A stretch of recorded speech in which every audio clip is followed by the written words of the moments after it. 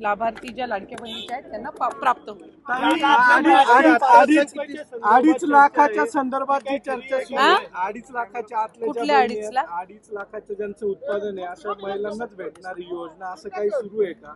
तुम्ही मला वाटतंय सुरुवातीपासून ह्या योजनेच्या संदर्भामध्ये फार गैरसमज हे करून घेतलेले आहेत। आपण जर ओरिजिनल GR वाचला तर आम्ही 10 वेळा हे आतापर्यंत बोललेलो आहोत आणि जे अर्ज आहेत ना जून महिन्यापासून आलेले का जुलै महिन्यापासून, त्याच्यातच ज्या 2.5 लाखाच्या कमी उत्पन्नाचे त्यांनाच हा लाभ मिळणार।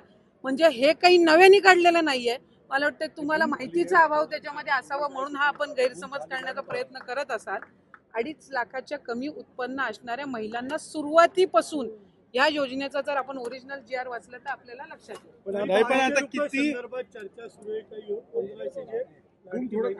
मी आपल्याला तेच सांगितलं की आपण जर लाडकी बहीण योजनेचा जर शासन निर्णय आपण वाचला, जो आम्ही निर्गमित केलेला आहे, जो काही ओरिजिनल जो GR आहे, त्यामध्ये ज्या महिला या इतर योजनांचा लाभ घेत आहेत, म्हणजे उदाहरणार्थ संजय गांधी निराधार योजना आहे तर त्यांना 1500चा लाभ हा संजय गांधी निराधार योजनेमधनं मिळतोय, तर तसंही त्या लाडकी बहीणमध्ये त्या पात्र लाभार्थी नाही आहेत।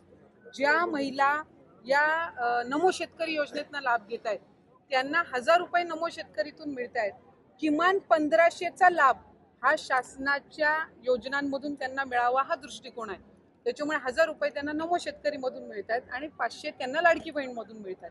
आणि याच्यामध्ये काही नवीन नाहीये, हे जे शासन निर्णय जे ओरिजिनल निर्गमित केलेले आहेत त्यानुसारच आहेत।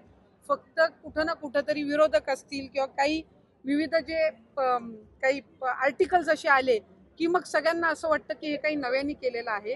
साधारणपणे 2,47,00,000 लाभार्थी आहेत आणि ऑक्टोबर महिन्यामध्ये ज्या वेळेला आम्ही शेवटचा लाभ दिला होता त्यावेळेला 2,33,00,000 महिला होत्या।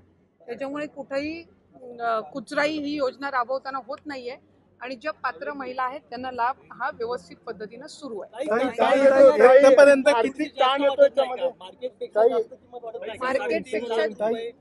आपण कधीही ई रिक्षाची आपण माहिती घ्या आणि मग त्यानुसार आपण त्या संदर्भातला मला प्रश्न विचारा।